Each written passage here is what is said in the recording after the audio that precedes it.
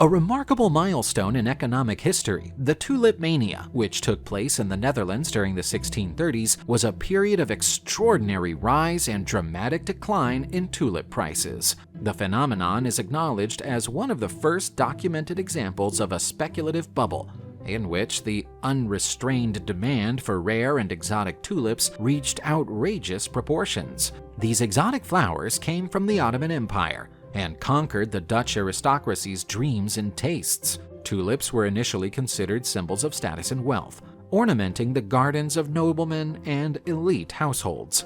As demand grew, producers started to cultivate increasingly exclusive varieties, sparking a phenomenon that would eventually turn into heavy financial speculation.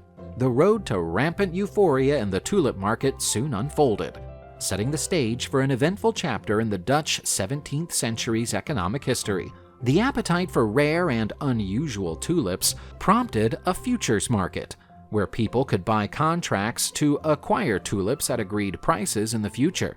The tulip trade developed into a social and economic phenomenon, with flowers bought and sold as tangible assets. Speculation reached its apex as tulip fever raged, achieving tremendous levels of interest and investment.